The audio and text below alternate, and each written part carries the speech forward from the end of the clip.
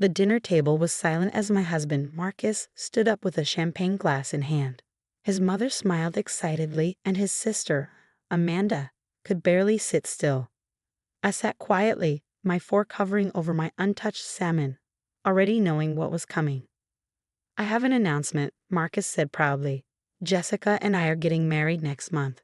His mother, Martha, clapped with joy, and Amanda squealed. Neither of them looked at me. I wasn't surprised. They had been ignoring me for months. But Marcus, his father, Henry, said, looking confused, "What about Sarah? You're already married." Marcus grinned, and my stomach tightened. Actually, Sarah and I were never legally married. It was just a ceremony, nothing official. "Right, honey?" Everyone turned to look at me, waiting for tears, anger, or a scene. Instead, I calmly set down my fork and took out my phone. "Is that what you think, Marcus? My name is Sarah Chin, and at 34, I was watching my husband of 8 years try to erase our marriage with a lie. What he didn't know, his perfect plan had a big problem. Me. I had known about Jessica for months. The late nights, secret texts, sudden effort in his appearance. It was obvious. But it was his mother, Martha, who confirmed my suspicions 3 months ago. I overheard her whispering on the foam in her garden. "Yes, Jessica dear, he's handling it. Once we prove there's no legal marriage, you two can have your wedding. Sarah won't get a thing." That day, something in me changed. The pain turned into determination. I spent the next 3 months gathering proof, setting a trap, and waiting for this moment. Marcus smirked. "What's on your phone, Sarah? Pictures from our wedding?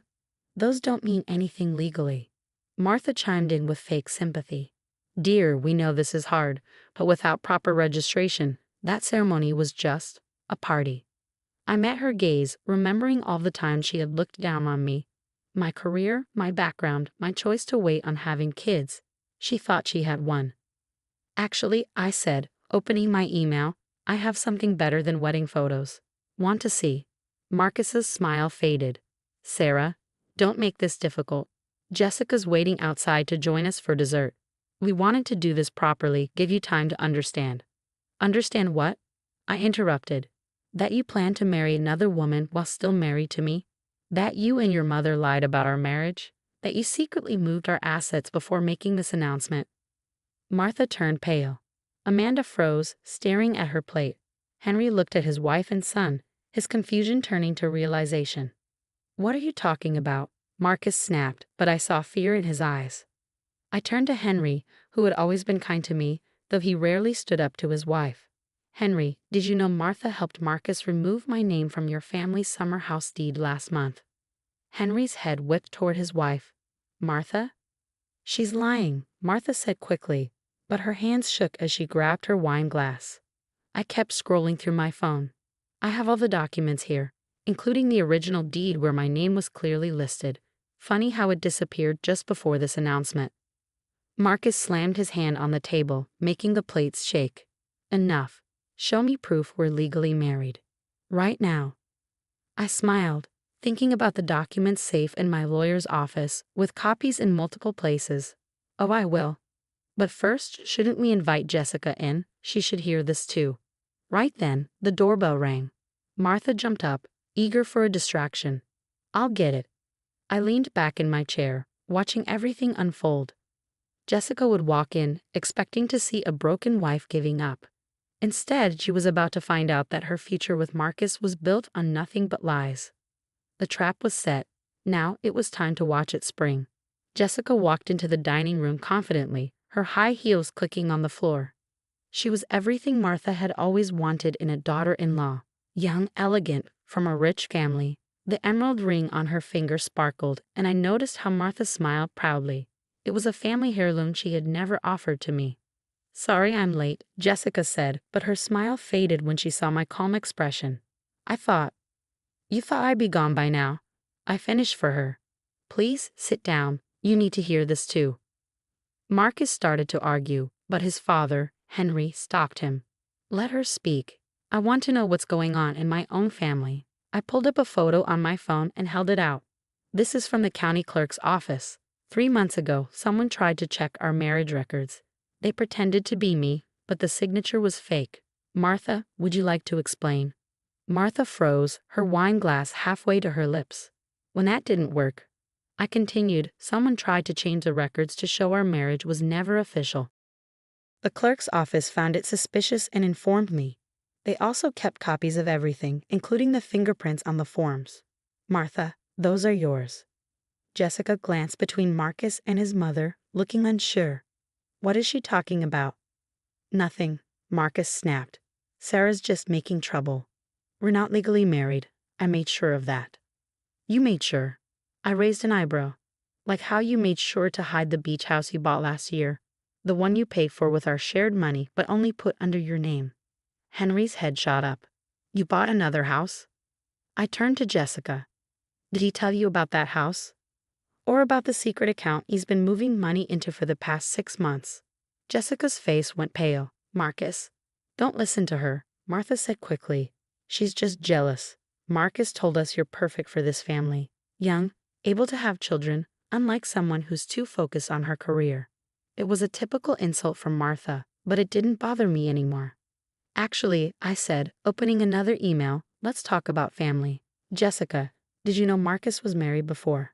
Before me? Silence filled the room. What? Martha whispered. 10 years ago, in Vegas. It was a quick wedding. He paid her to stay quiet and got it annulled. But the records still exist. Funny how he never told you. Jessica sat down heavily, her perfect future with Marcus falling apart. That's enough, Marcus shouted, his calm mask finally breaking. None of this matters. Our marriage isn't legal, and you can't prove otherwise. I smiled. Actually, about that, Henry, would you like to see the real marriage registration? The one your son filed himself. The one that proves he committed fraud when he bought that house under only his name. I handed Henry my phone. His eyes widened as he scrolled through the documents. Marcus, he said, his voice full of disappointment. What have you done?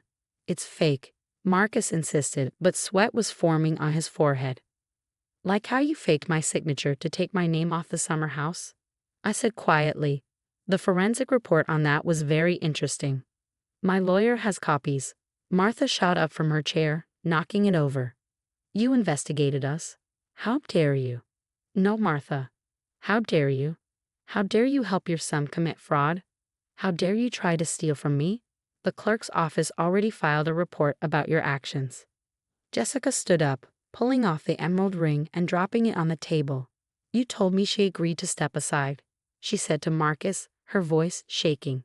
You said everything was taken care of. Jessica, wait. Marcus reached for her, but she stepped back. My father's a judge, she said, tears in her eyes. What do you think he'll say about this? Then she turned and walked out, her heels clicking quickly as she left. A moment later, we heard her car start and speed away. Martha collapsed back into her chair, looking shocked. This isn't how this was supposed to happen. No, I agreed, standing up. You thought I was still the naive woman who married Marcus 8 years ago. The one who ignored your insults, who tried so hard to earn your approval. But people change, Martha. They learn. They prepare. I turned to Marcus, meeting his eyes. The divorce papers will arrive tomorrow. I suggest you read them carefully, especially the part about your forgeries. My lawyer is very thorough. You can't do this, he whispered, defeated. I already have. I picked up my purse and looked at Henry. I'm sorry you had to find out like this. You deserved better than a son who lies and a wife who helps him. As I walked toward the door, I heard Henry push back his chair. Martha, he said sternly, we need to talk. And Marcus, call your lawyer. You're going to need one. I stepped outside into the cool evening air, feeling lighter than I had in months. Behind me, I heard Martha's panicked voice and Marcus's weak excuses, but none of it mattered anymore. I had the truth, the proof, and most importantly, my freedom. And I wasn't finished yet. The weeks after that dinner went exactly as I planned. Marcus got the divorce papers, and each page showed how well I had recorded all his lies. When he realized I knew about his secret offshore account, the look on his face almost made the last 8 years worth it. Martha tried to fix things, of course.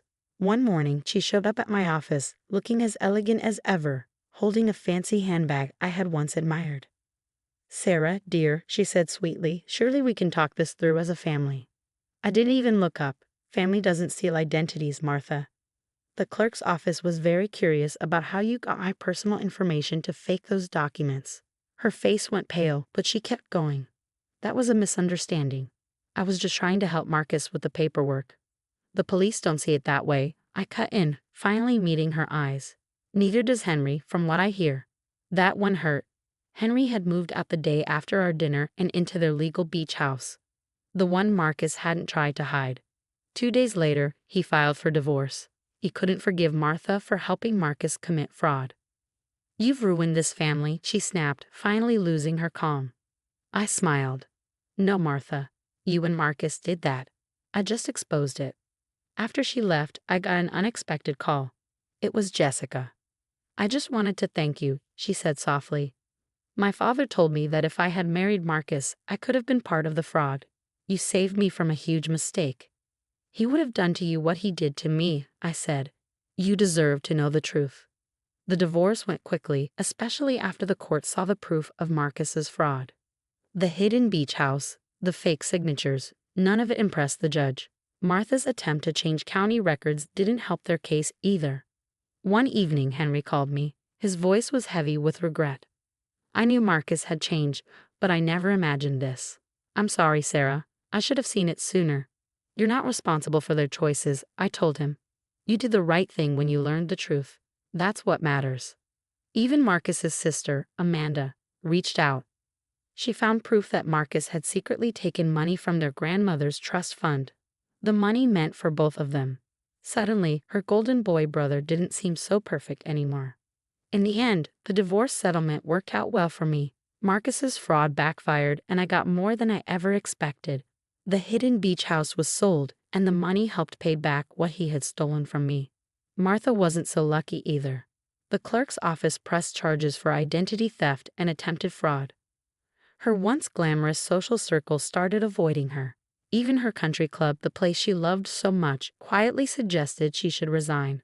6 months later, I sat in my new apartment, sharing a bottle of wine with my friend Lisa, the one who had helped me gather evidence. "I still can't believe Martha thought she could mess with legal records and get away with it." Lisa laughed. "What did she think this was, the 1950s? I shook my head, smiling. "She never thought I'd fight back. None of them did. That was their mistake." "And now?" Lisa asked. "What's next for you?" I walked to the window, looking at the city lights. "I'm thinking about starting my own consulting firm. I've certainly learned a lot about uncovering fraud." We laughed, but I was serious. Through this whole mess, I had discovered a strength I never knew I had. Marcus and Martha had tried to erase me from their lives, to write me out of their story. Instead, they helped me write my own. One of strength, preparation, and victory. Marcus, last I heard, was living in a small apartment, his reputation ruined. Jessica had moved away to escape the scandal. And Martha? She was doing community service, her perfect social status crumbling. Henry called me sometimes to check in. He was rebuilding his life, focusing on Amanda and their grandmother. We met for coffee now and then, two people healing from the same betrayal, finding comfort in the truth. As I watched the sunset, I felt completely at peace. Marcus had thought he could erase me, start over like I never existed. Instead, he gave me the push I needed to fight back, not with anger, but with intelligence and preparation. Sometimes the best revenge isn't about getting even. It's about coming out stronger, wiser, and completely free. I raise my glass to that truth, grateful for everything I have learned and for the future ahead.